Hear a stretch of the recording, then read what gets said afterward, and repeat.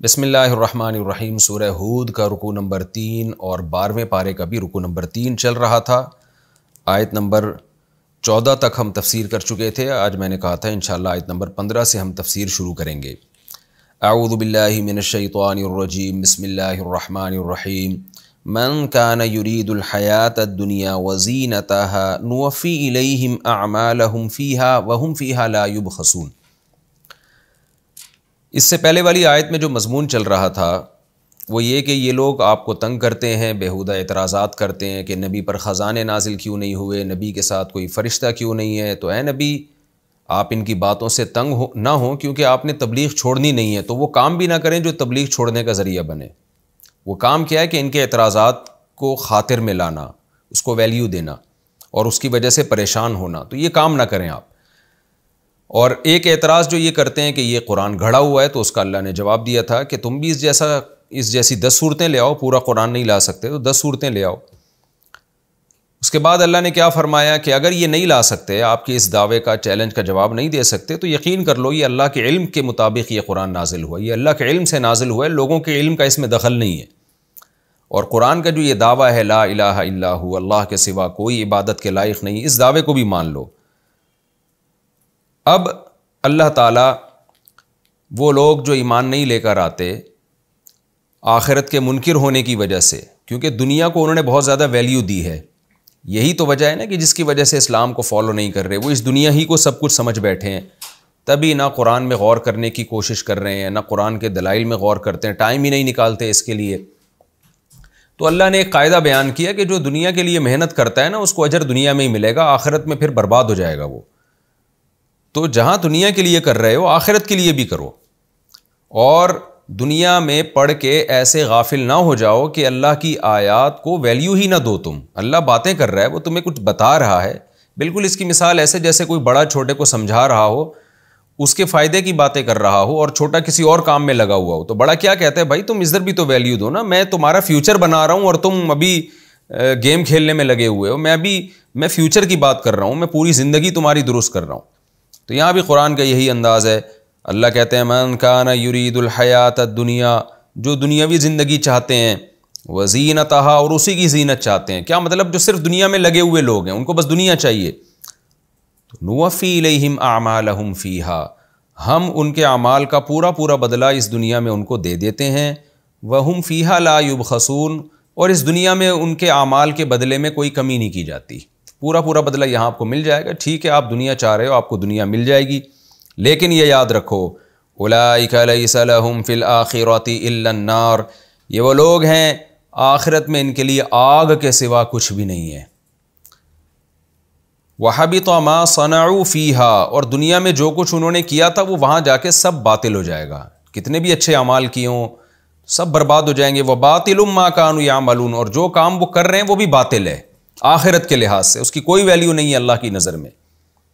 تو یہاں قرآن نے ایک بہت اہم مضمون بیان کیا ہے کہ آج ہم دیکھتے ہیں نا دنیا میں غیر مسلموں کی ترقی اور ان کی ایک اچھی لائف دیکھتے ہیں، ڈسپلن دیکھتے ہیں، صفائی ستھرائی دیکھتے ہیں، ہر فن میں ان کی ترقی دیکھ رہے ہیں، اور اس کی وجہ سے وہ خوب کھا پی بھی رہے ہیں۔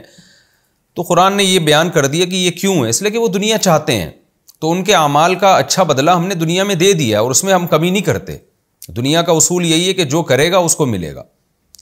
یہاں ایک اشکال ہوتا ہے کہ بعض دفعہ ہم یہ دیکھتے ہیں کہ کافر بھی بعض دفعہ کوئی اچھا عمل کرتا ہے، لیکن اس کا اچھا بدلہ اس کو دنیا میں نہیں ملتا۔ تو دیکھیں، جہاں کافر کو اچھے عمل کا اچھا بدلہ ملتا ہے، وہاں اس کو برے عمل کا برا بدلہ بھی مل سکتا ہے۔ یعنی اگر کوئی کافر دنیا برباد کرنے کی کوشش کرے گا تو وہ برباد بھی تو ہوگی نا۔ تو جیسے اہل ایمان کا آخرت میں اچھے اور برے عمل کا وزن ہوگا، جو پلڑا بھاری ہوگا اس کے حساب سے اس کے بارے میں فیصلہ کیا جائے گا کہ یہ کامیاب ہے یا ناکام۔ تو دنیاوی اسباب بھی جو اختیار کرتا ہے کافر، جو آخرت پر ایمان نہیں رکھتا، یا دنیا میں کوئی اچھا عمل کرتا ہے، تو اس میں بھی اللہ کا قاعدہ یہ ہے کہ اس میں بھی اچھے اور برے عمل کو پلس مائنس کیا جاتا ہے۔ تو عین ممکن ہے جس کافر نے اچھائی کی اور اس کو اچھا بدلہ نہ ملا، ہو سکتا ہے اس نے بہت ساری برائیاں بھی کی ہوں یا بہت ساری ناکامی کے اسباب بھی اختیار کی ہوں، دوسری بات یہ کہ کس کا عمل کتنا اچھا ہے، اس کو کتنا بدلہ ملنا چاہیے اس کا، یہ بھی ہمارے پاس اس کا علم نہیں ہے، یہ علم بھی اللہ کے پاس ہے۔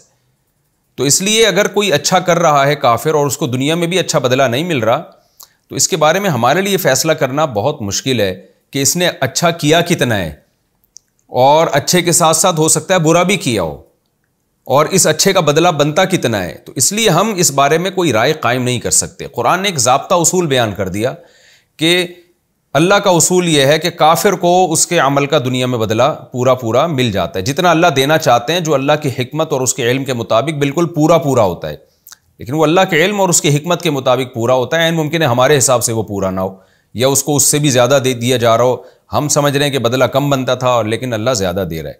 تو اس آیت کا حاصل کیا ہوا کہ کوئی بھی کافر جو آخرت کا متلاشی نہیں ہے، جو دنیا ہی کی زینت چاہتا ہے، دنیا ہی کے در پہ ہے، دنیا ہی کے پیچھے لگا ہوا ہے، وہ اگر کوئی عمل کرتا ہے تو اللہ کے علم کے مطابق اس کا جتنا بدلہ بنتا ہے وہ بدلہ اللہ اس کو پورا پورا دنیا میں ہی چکا دیتے ہیں، اس میں اللہ کمی نہیں کرتے کہ کچھ آخرت میں دے دوں گا میں۔ مسلمان کے ساتھ تو ایسا ہوتا ہے نا، بعض دفعہ پورا بدلہ نہیں ملتا، اس لیے کہ اللہ نے آخرت کے لیے رکھ لیا ہوتا ہے۔ کافر کے لیے آخرت کے لیے اللہ نے کچھ نہیں رکھا، جتنا اللہ نے دینا ہے پورا دنیا میں ہی دے دیتا ہے اس کو۔ اور آج تو ہم کھلی آنکھوں دیکھ رہے ہیں، آج جو لوگ آخرت پر ایمان نہیں رکھتے کیسی دنیا میں ترقیاں کر رہے ہیں، اور ظاہر ہے انہوں نے اس کی محنت کی ہے تو اس کی محنت کا ان کو بدلہ ملتا ہے۔ تو اس میں کافر کو بھی دھمکی ہے اور مسلمان کو بھی تسلی ہے کہ تم ان کی ترقی کو دیکھ کے متاثر نہ ہو، اس لیے کہ ان کے لیے آخرت میں کچھ بھی نہیں ہے۔ اور مسلمان کے لیے ایک عبرت بھی ہے کہ عین ممکن ہے کہ مسلمانوں کی جو دنیا میں تنزل ہو اس کی وجہ بدعمالیاں بھی ہو سکتی ہیں۔ اس پر تو خیر دوسری آیات ہیں جن کا آگے بھی تذکرہ آئے گا، بہت ساری آیات گزر بھی چکی ہیں، لیکن اس کا اس آیت سے بھی اس موضوع کا تعلق نہیں ہے، اس لیے میں اس کو اسکپ کر دیتا ہوں۔ تو خلاصہ یہ نکلا کہ اللہ تعالیٰ دنیا میں کافر کو بہت کچھ دے دیتے ہیں، اور وہ اچھا کرتا ہے تو اس کو اچھا بدلہ دنیا میں مل جاتا ہے، کیونکہ وہ دنیا ہی چاہتا ہے تو اللہ نے اس کو دنیا دے دی ہے۔ تو اس سے مسلمان کو متاثر نہیں ہونا چاہیے، اور کافر کو بھی غرور میں نہیں آنا چاہیے کہ میں کامیاب ہوں۔ کامیاب یہ نہیں ہے، آگے اللہ کہتے ہیں اولئک لیس لہم فی الآخرۃ الا النار، یہ وہ لوگ ہیں آخرت میں ان کے لیے آگ کے سوا کچھ بھی نہیں ہے۔ تو آخرت ملے گی ایمان اور اعمال صالحہ پر۔ وحبط ما صنعوا فیہا، دنیا میں جو کچھ کیا برباد، اور جو عمل کر رہے ہیں وہ بھی برباد ہے، یعنی آخرت کے لحاظ سے وہ بھی باطل ہے، اس پہ کوئی اجر آخرت میں ملنے والا نہیں ہے۔ افمن کان علی بینۃ من ربہ ویتلوہ شاہد منہ ومن قبلہ کتاب موسیٰ اماما ورحمہ۔ اب اللہ بتاتے ہیں کہ کون سے لوگ ہیں جو اس کتاب پر ایمان لے کر آتے ہیں، قرآن پر ایمان لے کر آتے ہیں۔ ایک تو وہ لوگ ہیں جو نبی صلی اللہ علیہ وسلم پر اعتراضات کرتے رہتے ہیں، آپ پہ پر خزانے نازل کیوں نہیں ہوئے، فرشتہ کیوں نہیں ہے، ہم موت کے بعد کیسے زندہ ہو سکتے ہیں، ہم تو بوسیدہ ہڈیاں ہو کے ختم ہو جاتے ہیں۔ تو اللہ نے نبی کو کیا تسلی دی کہ یہ ان کی پرواہ آپ چھوڑ دیں۔ لیکن دوسرے ایک لوگ وہ بھی ہیں کہ جب وہ بات کرتے ہیں تو اس بات کے پیچھے کوئی مضبوط دلیل ہوتی ہے، رب کی طرف سے دلیل ہوتی ہے۔ اس کائنات میں غور کرتے ہیں، اس کائنات کے بنانے والے پہ غور کرتے ہیں، یہ کہتے ہیں خود بخود یہ کائنات بن نہیں سکتی، لو کان فیہما آلہۃ الا اللہ لفسدتا، اگر ایک خدا کے علاوہ اس میں اور بھی معبود ہوتے تو کائنات کا نظام تباہ و برباد ہو جاتا۔ یہ سارے عقلی دلائل میں غور کرتے ہیں تو وہ رب کی طرف سے ایک مضبوط دلیل پر قائم ہوتے ہیں، اور پھر یہ عقلی دلیل کے علاوہ بھی ان کے پاس دلائل ہیں۔ وہ دلائل کیا ہیں کہ خود قرآن ایک دلیل ہے ان کے لیے، وہ قرآن پڑھتے ہیں تو ان کو ایمان میں اور اضافہ ہوتا ہے۔ پھر صرف قرآن نہیں ہے، اس سے پہلے بھی آسمانی کتابیں ہیں، وہ آسمانی کتابیں خود قرآن کے برحق ہونے کی دلیل ہیں، خود پیغمبر کی خوشخبریاں دے رہی ہیں، خود وہ آسمانی کتابیں اس کی علامت ہیں کہ اللہ غافل نہیں ہے، جس نے بنایا ہے اس نے، وہ ہمیشہ سے لوگوں کو گائیڈ کرتا آ رہا ہے۔ تو اتنے سارے لوگ گمراہی پہ جمع نہیں ہو سکتے، اتنے سارے لوگ غلط نہیں ہو سکتے۔ یہ ساری چیزیں مل کے اس میں اسلام کے برحق ہونے میں بہترین قسم کا کانفیڈنس پیدا کر دیتی ہیں۔ تو اللہ فرماتے ہیں اولئک یؤمنون بہ، ایسے جو کانفیڈنٹ لوگ ہیں وہ اس پر ایمان لے کر آئیں گے اے نبی صلی اللہ علیہ وسلم، اور یہ قوم کے اچھے لوگ ہیں، یہ ایمان لے کر آئیں گے، جن میں ابو بکر ہیں، عمر ہے، عثمان ہیں، علی ہیں، اور یہ جو لوگ ہیں جو آہستہ آہستہ ایمان لا رہے ہیں اور بہت سے لا چکے ہیں، یہ قوم کے اچھے لوگ آپ کا ساتھ دیں گے۔ اور یہ آیتیں آج کے بارے میں بھی ہیں، آپ جب بھی حق کی دعوت دیں گے، کچھ آپ کو بیکار قسم کے ملحد لوگ لگیں گے، ملیں گے معاشرے میں، جو ایران توران پھینک رہے ہوں گے، کوئی کسی بات کی ان کے پاس کوئی دلیل نہیں ہوگی، اور ہٹ دھرم ہوں گے, ضدی ہوں گے, لیکن بہت سے ایسے لوگ ہوں گے. کل کسی ملحد کے بارے میں کوئی بحث ہو رہی تھی, تو ایک نے یہ اعتراض کیا کہ بھئی یہ جو بگ بینگ تھیوری ہے نا کہ کائنات دھماکے کے ساتھ بنی ہے, تو ہم کیوں اللہ کو خدا مانیں بھائی؟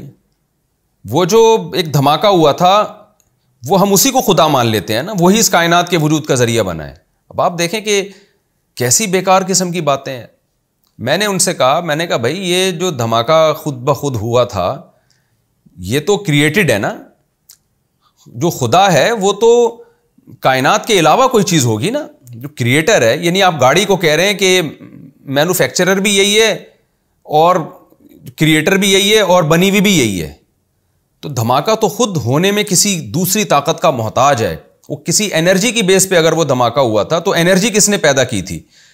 تو پھر میں نے ان سے کہا کہ مجھے کسی واسطے سے وہ اس ملحد کی خبر پہنچی. میں نے کہا اس ملحد سے یہ کہو کہ سیدھا سیدھا خدا کو مان کیوں نہیں لیتے؟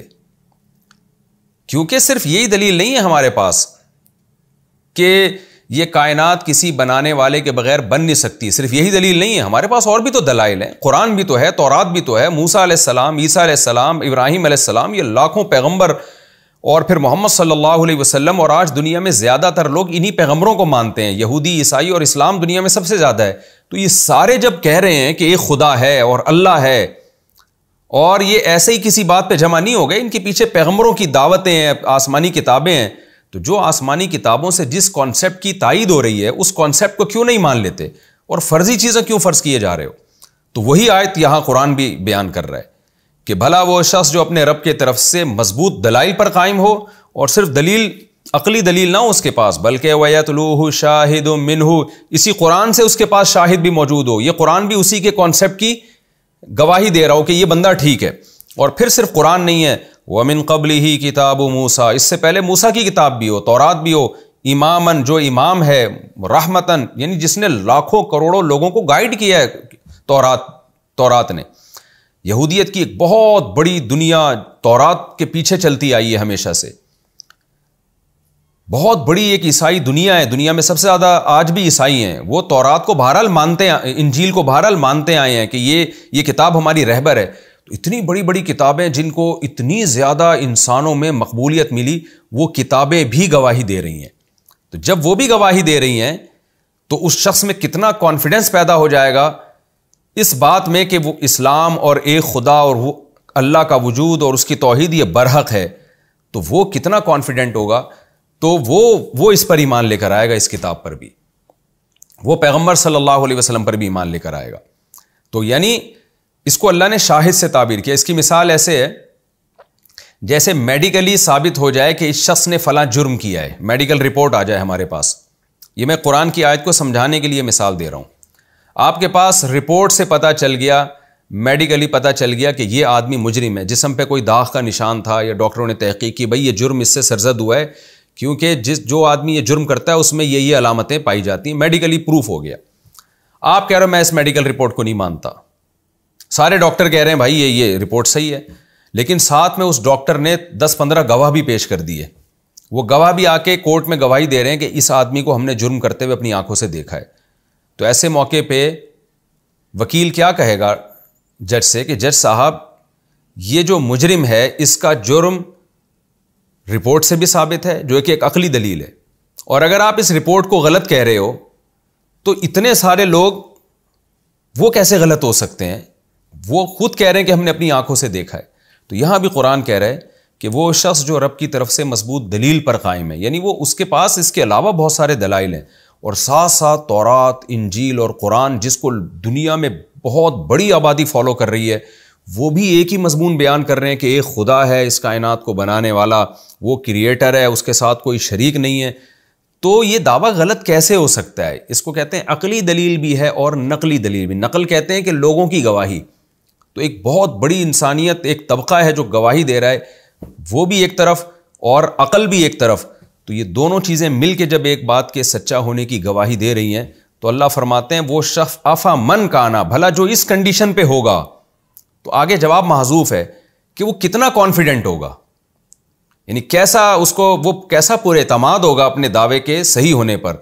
مجھے یاد ہے کہ میں ایک غیر مسلم کی کتاب پڑھ رہا تھا، ایک انگریز نے اسلام قبول کیا، تو اس نے اپنا اسلام کا واقعہ بیان کیا. اس نے کہا کہ میں نے مسلمانوں میں ایک چیز مجھے بہت زیادہ اٹریکٹ کرتی تھی کہ جب بھی میں کسی مذہب والے سے بحث کرتا تھا نا، وہ اپنے مذہب پہ اتنے کانفیڈنٹ نہیں ہوتے تھے، اتنے پر اعتماد نہیں ہوتے تھے. لیکن جب بھی میری امریکہ میں، یو کے میں، کہیں بھی یورپ میں مسلمان سے ٹاکرا ہوتا تھا نا، تو ایک بات مجھے بہت اٹریکٹ کرتی تھی کہ مسلمان اپنے مذہب پہ بہت زیادہ پر اعتماد ہوتے تھے. وہ یہ سمجھتے تھے کہ ہمارے مذہب ہی دنیا میں ٹھیک مذہب ہے. اس بارے میں یعنی وہ کنفیوژن کا شکار نہیں ہوتے تھے. تو یہ ظاہر ہے اس کی وجہ یہی ہے کہ مسلمان کے پاس اپنے مذہب کے برحق ہونے کے دلائل بہت واضح ہیں. تو اللہ فرماتے ہیں اولئک یؤمنون بہ، اے نبی یہ لوگ ایمان لے کر آئیں گے. آج ہمیں بھی اس میں تسلی ہے کہ اس طرح کے لوگ ایمان لے کر آئیں گے. ومن یکفر بہ من الاحزاب، اور لشکروں میں دنیا میں جو مختلف گروپ بنے ہوئے ہیں، ان میں جو بھی اس کا انکار کرے گا، فالنار موعدہ، اس کا وعدہ جہنم کی آگ ہے. فلا تکو فی مریۃ منہ، پس اے مخاطب تو اس قرآن کی طرف سے شک میں مت پڑ، یقیناً یہ اللہ کا کلام ہے. انہ الحق من ربک، یہ برحق ہے تیرے رب کی طرف سے ہے. ولکن اکثر الناس لا یؤمنون، لیکن دنیا میں اکثر لوگ اس پر ایمان نہیں لا رہے ہیں. تو ان لوگوں کے ایمان نہ لانے سے آپ متاثر نہ ہوں. یہ وہ لوگ ہیں جو دلائل میں ذرہ برابر بھی غور کرنے کے لیے تیار نہیں ہیں. وَمَنْ أَظْلَمُ مِمَّنِ افْتَرَىٰ عَلَى اللَّهِ كَذِبًا، اور اس سے بڑا ظالم کون ہوگا؟ کیونکہ قرآن نے بھی وعدہ کیا نا کہ جو اس قرآن کا انکار کرے گا وہ جہنم کے لوگ ہیں. تو ایک اعتراض ہوتا ہے کہ اللہ تو اتنے سے جرم پر اتنی بڑی سزا دے دے گا. تو اللہ کہہ رہے ہیں یہ جو قرآن کا انکار ہے یہ چھوٹا جرم نہیں ہے. کیوں؟ خود سوچو، اس سے بڑا ظالم کون ہوگا جو اللہ پہ جھوٹ باندھ دے. یعنی اللہ کہہ رہے ہیں یہ میری کتاب ہے، یہ میرا کلام ہے، اور یہ کہہ رہے ہیں نہیں. تو اس کا مطلب آپ اللہ پہ جھوٹ باندھ رہے ہیں نا. آپ اللہ کی بات کو نہیں ماننا، یہ اس کی علامت ہے کہ آپ ایک جھوٹ کی نسبت اللہ کی طرف کر رہے ہیں. میں دعویٰ کرتا ہوں یہ کام میں نے کیا ہے، آپ کہتے ہیں یہ نہیں کیا، اس کا مطلب کیا کہ آپ مجھے جھوٹا قرار دے رہے ہیں. تو یہ بھی گویا معاذ اللہ کو جھوٹا قرار دے رہے ہیں. اللہ فرماتے ہیں اولئک یعرضون علی ربہم، یہ وہ لوگ ہیں جن کو اپنے رب کے سامنے پیش کیا جائے گا. ویقول الاشہاد، اور اس دن گواہ کہیں گے، ہؤلاء الذین کذبوا علی ربہم، یہ ہیں وہ لوگ جنہوں نے اپنے رب پہ جھوٹ باندھا تھا. الا لعنت اللہ علی الظالمین، اللہ کہتے ہیں خبردار سنو ظالمین پر اللہ کی لعنت. یہ خبردار کا لفظ کیوں استعمال کیا؟ اس لیے کہ ان کے لیے جہنم کی آگ ہے، تو اللہ ان کو آگ میں ڈالے گا. اس پہ تمہیں اعتراض نہیں ہونا چاہیے. کیوں؟ کیونکہ ان پر تو اللہ کی لعنت ہے، اور جس پر اللہ کی لعنت ہو اس کی سزا آگ کے علاوہ کیا ہونی چاہیے. اس لیے اللہ نے کہا خبردار ہو کے یہ بات سنو. اور پھر یہ وہ لوگ ہیں الذین یصدون عن سبیل اللہ. یہ آگے ان کے جرم کی برائی اور زیادہ بیان کی جا رہی ہے کہ اکثر جو لوگ قرآن کا انکار کرتے ہیں، صرف انکار نہیں کرتے، آگے پھر وہ لوگوں کو روک بھی رہے ہوتے ہیں، وہ فضول بحثوں میں بھی الجھے ہوئے ہوتے ہیں. الذین یصدون عن سبیل اللہ، یہ وہ لوگ ہیں جو اللہ کے راستے سے روکتے ہیں. ویبغونها عوجا، اور پھر اللہ کے راستے میں عیب تلاش کرتے رہتے ہیں. ان کی تھنکنگ نیگیٹو ہے، نیگیٹیوٹی پھیلا رہے ہیں معاشرے میں. آپ نے دیکھا ہوگا نا، کچھ لوگ نیوٹرل ہو کے تحقیق کرتے ہیں، کچھ کیا کرتے ہیں کہ بس جہاں یعنی وہ کچھ نہ کچھ تلاش کرتے رہتے ہیں اور بات کا بتنگڑ بناتے رہتے ہیں. تو بالکل یہ آیتیں آج اسلام دشمنوں پہ صادق آ رہی ہیں کہ اللہ کے راستے میں یعنی اسلام میں عیب تلاش کرتے رہتے ہیں بیٹھ کے. وہی آپ دیکھیں 1400 سال سے ایک ہی جیسے اعتراض، جب کچھ ملتا نہیں ہے تو وہی عیب تلاش کرنا کہ یہ نبی نے اتنی کم عمر سے نکاح کیوں کیا، نبی نے اتنی شادیاں کیوں کی، اور اسلام میں باندیوں کا کیا نظام ہے، اسلام تو جہاد سے تلوار سے پھیلا ہے. اس طرح کی وہی 4-10 جو ہے نا گھما پھرا کے جن کے جوابات بہت ہی تشفی کے ساتھ ہر دور کے مسلم اسکالرز دے چکے ہیں. بہت سو کے اعتراضات کے جواب تو قرآن دے چکا ہے. لیکن وہی جب کچھ ملتا نہیں ہے تو بس جو بھی ایسا ملے نا جس سے عوام کو بیوقوف بنایا جا سکتا ہے، فوراً وہ چیزیں اٹھا لیتے ہیں. اور آج ہر اہل باطل کا یہی کام ہے کہ کھینچا تانی کر کے دائیں بائیں جا کے نا وہ کہیں نہ کہیں سے بس عیب تلاش کر رہا ہوتا ہے. وہ یہ نہیں دیکھ رہا ہوتا کہ آپ اگر نیوٹرل ہو کے تحقیق کر رہے ہیں تو خوبیاں بھی تو دیکھو نا. آپ جو عیب آپ کو عیب نظر آ رہا ہے، فرض کر لو کہ وہ عیب ہے، تو خوبیاں بھی دیکھو کتنی ہیں. اور عین ممکن ہے جو عیب آپ کو عیب نظر آ رہا ہے، ذرا آپ تھوڑی سی تحقیق کرو، پازیٹیو تھنکنگ میں اگر آپ سوچو اور نیوٹرل ہو کے سوچو تو آپ کو پتہ چل جائے گا کہ وہ عیب بھی عیب ہے نہیں. وہ آپ کو لگ رہا ہے کہ وہ ایک اسلام میں ایک عیب ہے، حقیقت میں وہ عیب نہیں ہے. تو اللہ کہتے ہیں یہ عیب تلاش کرتے رہتے ہیں. وجہ کیا ہے؟ وَهُمْ بِالْآخِرَةِ هُمْ كَافِرُونَ، یہ لوگ آخرت کے منکر ہیں. کیونکہ دنیا میں جج کو بیوقوف بنایا جا سکتا ہے، ثالث کو، حکم کو بیوقوف بنایا جا سکتا ہے، عوام کو بیوقوف بنایا جا سکتا ہے، تو آپ اوٹ پٹانگ اعتراضات کر کے عوام کو الو بنا سکتے ہیں، لیکن جس کا آخرت پر ایمان ہے اسے پتہ ہے کہ کل عدالت کے کٹہرے میں کھڑے ہو کر میں اللہ کے سامنے کیا جواب دوں گا، تو آخرت پر ایمان ہوتا تو پھر وہ اس طرح سے عیب تلاش نہیں کرتے۔ اولئک لم یکونوا معجزین فی الارض، اللہ کہتے ہیں یہ لوگ زمین میں بھی ہمیں ہرا نہیں سکتے، جب ہم دنیا میں اسلام کو غالب کرنا چاہیں گے یہ عاجز آ جائیں گے، اور اللہ نے کیسا غالب کیا اسلام کو، وما کان لهم من دون اللہ من اولیاء، اور آخرت میں بھی ان کے پاس اللہ کے سوا کوئی دوست نہیں ہوگا جو ان کو اللہ کے عذاب سے بچا لے، یضاعف لهم العذاب، ان کے لیے عذاب بڑھایا جائے گا۔ ایک عذاب تو اس کا کہ قرآن کا انکار کیوں کیا، دوسرا عذاب اس کا کہ پھر لوگوں کو قرآن سے روکا کیوں۔ ما كانوا يستطيعون السمع، ان کا جرم یہ ہے کہ یہ لوگ نہ سننے کی طاقت رکھتے تھے، وما كانوا يبصرون، اور نہ یہ دیکھنے کی طاقت، یعنی نہ حق کو سننے کا ان کے اندر حوصلہ تھا اور نہ ہی سیدھا راستہ دیکھنے کا ان کے اندر حوصلہ تھا۔ اولئک الذین خسروا انفسهم، یہ وہ لوگ ہیں جو اپنے جانوں کی طرف سے خسارے میں پڑ گئے، وضل عنهم ما كانوا يفترون، اور جو بھی جھوٹ یہ باندھا کرتے تھے سب غائب ہو جائے گا۔ اس میں بت بھی مراد ہیں جو باطل معبود تھے، اور وہ تمام بیکار دلائل جو اسلام کے خلاف، دین برحق کے خلاف یہ دیا کرتے تھے، وہ سارے دلائل غائب ہو جائیں گے، ان کی ویلیو ان کو پتہ چل جائے گی۔ لا جرم انہم فی الآخرۃ ھم الاخسرون، اس میں کوئی شک نہیں ہے کہ یہ لوگ آخرت میں بہت زیادہ خسارے والوں میں سے ہوں گے۔ اخسرون کا مطلب زیادہ خسارے میں، یہ ان کے حساب سے کہا گیا، وہ سمجھتے تھے کہ مسلمان خسارے میں ہوں گے، تو اللہ کہیں گے نہیں، یہ ان کے مقابلے میں یہ خسارے میں ہوں گے۔ ان الذین آمنوا وعملوا الصالحات، اس کے برعکس وہ لوگ ہیں جو ایمان لائے اور نیک اعمال کیے، واخبتوا الی ربہم، اور اپنے رب کی طرف وہ جھک گئے۔ اولئک اصحاب الجنہ، جھکنے کا کیا مطلب ہے؟ رب کے آگے اپنا سر جھکا لیا، اللہ تو جو ہمیں کہے گا ہم وہ کریں گے، تو کہے گا یہ غلط ہے ہم اس کو غلط مان لیں گے، تو کہے گا یہ صحیح ہے ہم اس کو صحیح مان لیں گے۔ اللہ فرماتے ہیں اولئک اصحاب الجنہ، یہ جنت والے لوگ ہیں، ہم فیہا خالدون، اور اس میں ہمیشہ رہیں گے۔ مثل الفریقین، یہ دونوں فریق، ایک نہ ماننے والوں کی، ایک ماننے والوں کی، دونوں کی مثال کیسی ہے؟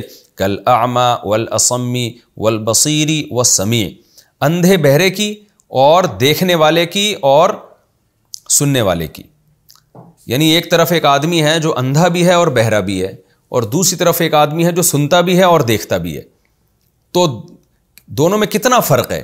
تو اللہ کہتے ہیں یہی فرق ہے ان لوگوں پر جو ان دلائل کو سن کر ایمان لاتے ہیں اور جو ان دلائل کو اگنور کر دیتے ہیں۔ تو یہ اندھے اور بہرے کی مثالیں ان کی، هل یستویان مثلا، کیا دونوں مثال میں ایک جیسے ہو سکتے ہیں؟ افلا تذکرون، تو تم نصیحت حاصل کیوں نہیں کرتے تھے؟ قرآن کیسے سمجھا رہا ہے نا، کیسے نصیحت کر رہا ہے، بار بار بار بار کہیں قرآن سوال کرتا ہے افلا تذکرون، تم نصیحت کیوں حاصل نہیں کرتے؟ کہیں دلائل دینے پر آتا ہے، کہیں واقعات سناتا ہے۔ تو اب اس رکوع میں اللہ تعالیٰ نے، اس رکوع کا جو اختتام ہوا ہے وہ اس پر ہوا ہے کہ دو قسم کے فریق ہیں، ایک اندھے بہرے اور ایک دیکھنے والے اور سننے والے۔ جو دیکھنے والے سننے والے وہ حق دیکھتے بھی ہیں سنتے بھی ہیں، اور ایک ہوتے ہیں جو اندھے اور بہرے ہیں جن کے پاس فضول اعتراضات کے علاوہ کچھ بھی نہیں ہوتا۔ تو یہ ہمارا رکوع یہاں کمپلیٹ ہوا۔ اس سے اگلے رکوع میں اللہ نے ان لوگوں کی مثالیں دی ہیں کہ جو اندھے بھی تھے بہرے بھی تھے، اور ان کے مقابلے میں ان لوگوں کی بھی مثالیں دی ہیں، یعنی واقعات کے ذریعے مثالیں دی ہیں کہ جو دیکھتے بھی تھے اور سنتے بھی تھے۔ تو پیغمبروں کے واقعات اب یہاں سے شروع ہو رہے ہیں اگلے رکوع سے۔ تو یہ ہمارا رکوع سورہ ہود کا رکوع نمبر 3 اور 12ویں پارے کا رکوع نمبر 3، یہ رکوع الحمدللہ ہمارا کمپلیٹ ہوا۔ اس کا میں 2 منٹ میں خلاصہ مختصر پیش کر دیتا ہوں۔ اس رکوع کی ابتدا یہاں سے ہوئی تھی کہ اللہ نے انسان سے شکایت کی کہ جب اسے کوئی مصیبت پہنچتی ہے تو مایوس ہوتا ہے، نعمت پہنچتی ہے تو اترانے لگتا ہے۔ تو یہ حالت ہے انسان کی، حالانکہ ہونا یہ چاہیے۔ جو نیک لوگ ہیں وہ کیا کرتے ہیں؟ مصیبت پہنچتی ہے تو صبر کرتے ہیں اور نا امید نہیں ہوتے، اور خوشی پہنچتی ہے تو اللہ کی طرف نسبت کرتے ہیں، اتراتے نہیں ہیں وہ۔ تو ایسے لوگوں کے لیے اللہ نے خوشخبری سنائی۔ دوسری بات یہ ہے کہ نبی صلی اللہ علیہ وسلم کو تسلی دی گئی ہے کہ آپ اپنا سینہ تنگ نہ کیا کریں ان کے فضول اور لغو اعتراضات کی بنیاد پہ، ایسا نہ ہو، اس سے ایسا لگتا ہے جیسے آپ نے تبلیغ چھوڑ دینی ہے، تو ظاہر ہے آپ نے تبلیغ نہیں چھوڑنی، تو وہ کام بھی نہیں کرنا جو تبلیغ چھوڑنے کا ذریعہ بنے۔ ان کے فضول اعتراضات کو ویلیو نہ دیا کریں، اور یہ جو ایک اپنے خیال میں بڑا معقول اعتراض کرتے ہیں کہ یہ قرآن گڑھ لیا ہے، تو ان سے کہیے کہ تم بھی ایسا قرآن لے آؤ، پورا نہیں لا سکتے 10 صورتیں اس جیسی لے آؤ۔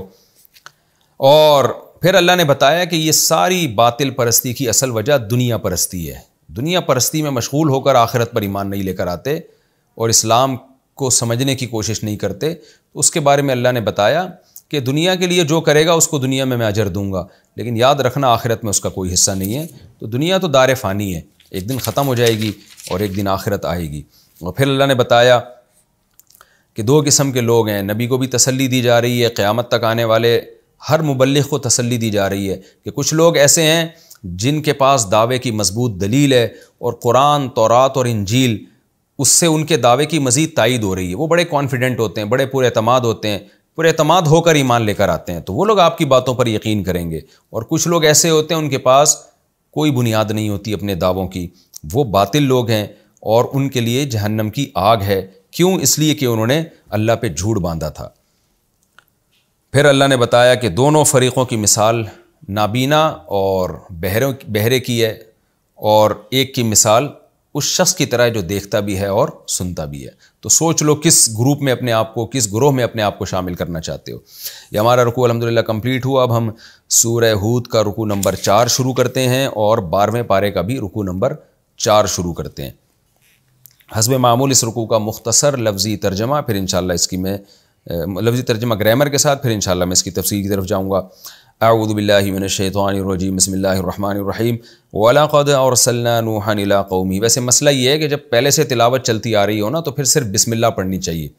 اعوذ باللہ اس وقت قرآن کی تلاوت میں پڑھنی چاہیے جب بالکل ابتدا سے آپ قرآن کی تلاوت شروع کریں، یعنی اس سے پہلے کوئی اور کام کر رہے ہوں پھر جب قرآن کی تلاوت شروع کریں۔ تو بسم اللہ الرحمن الرحیم۔ وَلَقَدْ أَرْسَلْنَا نُوحًا إِلَىٰ قَوْمِهِ، تحقیق ہم نے بھیجا نوح کو ان کی قوم کی طرف۔ انی لکم نذیر مبین، کیا کہا نوح نے؟ بے شک میں تمہارے لیے ڈرانے والا ہوں، مبین واضح طور پر۔ اللہ تعبدوا الا اللہ، کیا پیغام لے کر آیا ہوں کہ عبادت مت کرو سوائے اللہ کی۔ انی اخاف علیکم عذاب یوم علیم، میں تم پہ ڈرتا ہوں ایک ایسے دن کے عذاب سے جو بڑا دردناک ہوگا، بڑا دردناک عذاب تمہارے اوپر آ سکتا ہے۔ فقال الملأ الذین کفروا من قومہ، کہا سرداروں نے جو نوح علیہ السلام کی قوم میں سے کافر تھے، ان سرداروں نے کیا کہا؟ ما نراک الا بشرا مثلنا، ہم نہیں دیکھتے آپ کو، نرا کا کئی بار یہ لفظ گزر چکا ہے، ہم نہیں دیکھتے آپ کو یعنی نہیں سمجھتے آپ کو، الا بشرا مگر ایک انسان، مثلنا ہماری طرح کے، وما نراک اتبعک اور ہم نہیں دیکھتے کہ اتباع کر رہے ہیں آپ کی، الا الذین مگر وہ لوگ، ہم اراذلونا جو ہم میں سب سے ارذل ہیں، پست ترین لوگ ہیں، جن کا پیشہ بھی کمتر، غربت بھی، بادی الرأی، اور وہ آپ کی اتباع کر رہے ہیں بادی الرأی۔ بادی کہتے ہیں ظاہر ہونا، کہتے ہیں نا بادی نظر میں ایسا لگ رہا تھا، یعنی دیکھنے میں ایسا لگ رہا تھا۔ بدا یبدو بدون نصر ینصرو والا باب ہے، اس کا معنی ہوتا ہے ظاہر ہونا۔ تو رائے کو کہتے ہیں یعنی ظاہری رائے میں، تو اس کا مطلب یہ ہے، وہ یہ اصل میں یہ بتانا چاہ رہے ہیں کہ یہ جو آپ کے کو فالوورز، آپ کے جو فالوورز ہیں نا، آپ کی جو اتباع کر رہے ہیں، ایک تو قوم کے کمتر لوگ ہیں اور آپ کی اتباع بھی یہ ظاہری رائے میں کر رہے ہیں، یعنی کوئی گہرائی میں جا کے غور و فکر کر کے انہوں نے آپ کو نبی نہیں مانا، بس ویسے ہی سرسری غور سے انہوں نے کہہ دیا کہ یہ نبی ہوں گے۔ وما نرا لکم علینا من فضل، اور ہم نہیں سمجھتے آپ کے لیے، آپ لوگوں کے لیے، یعنی آپ اور آپ پر جو ایمان لائے ہیں، ہم نہیں سمجھتے علینا ہم پر من فضل کوئی فضل، یعنی ہم نہیں سمجھتے کہ آپ کو ہم پر کوئی فضیلت ہے آپ لوگوں کو، بل نظنکم بلکہ ہم سمجھتے ہیں آپ کو کاذبین جھوٹا۔ قال یا قومی، نوح علیہ السلام نے کہا میری قوم، ارأیتم بھلا بتاؤ تو صحیح، ان کنتو علی بینۃ من ربی، اگر ہوں میں اپنے رب کی طرف سے واضح دلیل پر، وآتانی رحمتا من عنده، اور اس نے دی ہو مجھے اپنی طرف سے رحمت بھی یعنی نبوت بھی، فعمیت علیکم، اور وہ اندھی ہو گئی ہو تمہارے اوپر۔ عما یعمی، تعمیتن کا معنی اندھا کرنا، دیکھیں ایک ہوتا ہے عامی یعما، اس کا معنی اندھا ہونا، اسی سے اعما نکلا ہے افعل کے وزن پر، نابینا کو کہتے ہیں، اور ایک عما یعمی نابینا کر دینا۔ عمیت فعل مجہول ہے سبحت کی طرح، یعنی وہ دلیل تم پر اندھی کر دی گئی ہو۔ یہ اصل میں اردو میں اس کا صحیح ترجمہ اس طرح نہیں ہو سکتا، اس کا صحیح مفہوم یہ ہے کہ تمہیں وہ نظر نہ آ رہی ہو۔ ہم کہتے ہیں نا یہ چیز تمہاری آنکھوں پہ گویا پردہ ڈال دیا گیا ہے۔ تو اس آیت کا اصل ترجمہ یوں ہوگا، آسان ترجمہ، کہ اے میری قوم بتاؤ، اگر میں اپنے رب کی طرف سے واضح دلیل پر ہوں اور اس نے مجھے نبوت بھی دے دی ہو، اور وہ سب چیزیں تمہاری نظروں سے اوجھل ہو گئی ہوں، یعنی تمہاری آنکھوں پہ پردہ ڈال دیا گیا ہو، تمہیں یہ سب کچھ نظر نہ آ رہا ہو، تو آگے جواب محذوف ہے، تو میں کیا کر سکتا ہوں پھر؟ میں کیا تمہارے ان باتوں کی وجہ سے پیچھے ہٹ جاؤں؟ ایسا ممکن نہیں ہے۔ یعنی میں تو اپنے راستے پہ چلتا رہوں گا نا، اگر تمہیں سمجھ میں نہیں آ رہی ہے تو تمہاری سمجھ کی وجہ سے، جو باطل سمجھ ہے اس کی وجہ سے میں تھوڑی سیدھا راستہ چھوڑ سکتا ہوں۔ آگے کہہ رہے ہیں انلزمکموہا، الزم یلزم الزامن، اس کا معنی چپکا دینا، یہ جو کہتے ہیں الزام لگایا، یہ بھی اسی وجہ سے کہ الزام کا معنی ہوتا ہے ایک چیز کسی پہ ڈال دینا، تھوپ دینا۔ انلزمکموہا، کیا میں یہ دلیل تمہارے اوپر تھوپ دوں؟ وانتم لہا کارہون، اور تم اس کو ناپسند بھی کر رہے ہو۔ یعنی یہ جو ہدایت کا راستہ ہے اور یہ جو دلائل ہیں اور جو میری نبوت ہے، یہ ان سب چیزوں کو ماننا اگر تمہاری آنکھوں پہ پردہ ڈال دیا گیا ہے، تو کیا میں تمہارے زبردستی تم پہ چپکا دوں؟ جبکہ تم چاہ رہے ہو کہ تم نئی ایمان لے کر آؤ، تم ان دلائل کو ماننا ہی نہیں چاہ رہے ہو، تو کیا میں زبردستی تمہیں سمجھا دوں؟ یہ میرے بس میں نہیں ہے، تو میں دعوت دیتا رہوں گا، تبلیغ کرتا رہوں گا۔ یہ اس آیت کا ترجمہ ہے۔ وَيَا قَوْمِ، اور اے میری قوم، لَا أَسْأَلُكُمْ عَلَيْهِ مَالًا، میں اس دعوت پر تم سے کوئی مال کا مطالبہ نہیں کرتا۔ ان اجریہ الا علی اللہ، نہیں ہے میرا اجر مگر اللہ پر۔ وما انا، اور نہیں ہوں میں، بطارد، با زائدہ ہے، طارد الذین کفروا، طارد طرد یطرد، تردن کا معنی ہوتا ہے دھتکار دینا، طارد قاتل یا ضارب کی طرح اس میں فاعل ہے، طارد الذین آمنوا، اور جو ایمان لانے والے لوگ ہیں میں ان کو اپنی مجلس سے بھگا بھی نہیں سکتا۔ انہم ملاقو ربہم، بے شک یہ لوگ اپنے رب سے ملاقات کرنے والے ہیں۔ وَلَكِنِّي أَرَاكُمْ، لیکن میں سمجھتا ہوں تمہیں، قوماً، ایسی قوم، تجہلون، کہ تم جہالت کی باتیں کر رہے ہو، جہالت کے کام کر رہے ہو۔ وَيَا قَوْمِ مَن يَنصُرُنِي مِنَ اللَّهِ، اور اے میری قوم بھلا بتاؤ کون ہے جو میری مدد کرے گا اللہ سے۔ ان طردتہم، اگر میں ان کو دھتکار دوں گا، اپنی مجلس سے نکال دوں گا، تو میری اللہ سے کون مدد کرے گا؟ یعنی اللہ مجھے عذاب دے گا تو کون بچائے گا مجھے؟ افلا تذکرون، تو تم نصیحت حاصل کیوں نہیں کرتے؟ ولا اقول لکم، اور میں نہیں کہتا تم سے، عندی خزائن اللہ، میرے پاس اللہ کے خزانے ہیں، ولا اعلم الغیب، اور نہ میں غیب جانتا ہوں، ولا اقول انی ملک، اور نہ میں یہ دعویٰ کرتا ہوں کہ میں فرشتہ ہوں، ولا اقول، اور نہ میں یہ کہتا ہوں، للذین، ان لوگوں کے بارے میں، تزدری اعینکم، جن کو تمہاری نگاہیں کمتر سمجھتی ہیں، ذلیل سمجھتی ہیں، یعنی جو تمہاری نگاہوں میں پس لوگ ہیں۔ ازدرا، یزدری، ازدران کا معنی بھی یہی ہوتا ہے، رسوا کر دینا، ذلیل سمجھنا، یعنی تمہاری آنکھیں جن کو کمتر سمجھ رہی ہیں، تم جن کو برا سمجھ رہے ہو، ان کے بارے میں یہ بھی نہیں کہہ سکتا لن یؤتیہم اللہ خیرا، کہ اللہ ہرگز ان کو خیر نہیں دے گا، جیسے کہ تم کہہ رہے ہو۔ تفسیر میں انشاءاللہ اس کی ڈیٹیل آئے گی۔ اللہ اعلم، اللہ زیادہ جانتا ہے، بما فی انفسہم، ان کے دلوں میں کیا ہے، انی اذن، بے شک میں ہوں گا، اذن، اگر میں ایسا کروں، یعنی ان کے بارے میں یہ کہہ دوں کہ اللہ ان کو خیر نہیں دے گا، یا ان کو میں اپنی مجلس سے نکال دوں، اگر میں ایسا کروں، انی اذن، تو میں ہو جاؤں گا لمن الظالمین، ظالمین میں سے۔ قالوا یا نوح، قوم کہنے لگی، اے نوح، قد جادلتنا، تحقیق تو نے بڑا جھگڑا کر چکا ہے ہم سے۔ جادل یجادل مجادلتن، عام طور پر ڈیبیٹ میں جو جھگڑا ہوتا ہے نا اس کو کہا جاتا ہے۔ جادلتا، تو نے جھگڑا کیا ہے نا ہم سے، فاکثرتا جدالنا، ہمارے جھگڑے کو تو نے بہت بڑھا دیا ہے، یعنی بہت طویل جھگڑا ہو گیا ہمارا اور تیرا، ایک ہی بات تو کیے جا رہا ہے، ہم اس کا جواب دیے جا رہے ہیں، تو اس میں یہ بہت لمبا ہو گیا ہے حساب کتاب، بہت طویل عرصے سے یہی کام ہو رہا ہے۔ فأتنا، پس تو لے آ، بما، اس چیز کو، تعیدنا، جس کا تو ہم سے وعدہ کر رہا ہے، یعنی اب تو عذاب لے آ سیدھا سیدھا، اب یہ ڈیبیٹ کو چھوڑ، بحث کو چھوڑ، ان کنت من الصادقین، اگر تو سچے لوگوں میں سے ہے۔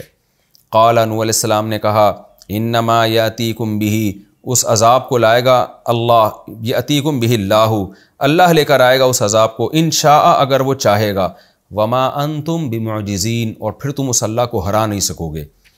ولا ینفعکم نصحی، نصح نصیحت کو کہتے ہیں، میری نصیحت تمہیں فائدہ نہیں پہنچا رہی ہے، ان اردت اگر میں ارادہ بھی کرتا ہوں ان انصح لکم کہ میں تمہاری خیر خواہی چاہوں، نصح ینصح کا معنی ہوتا ہے کسی کی خیر خواہی چاہنا، میں تمہاری خیر خواہی چاہتا ہوں، بھلا چاہتا ہوں، لیکن میرا بھلا چاہنا یا میرا نصیحت کرنا تمہیں فائدہ نہیں پہنچا رہا ہے۔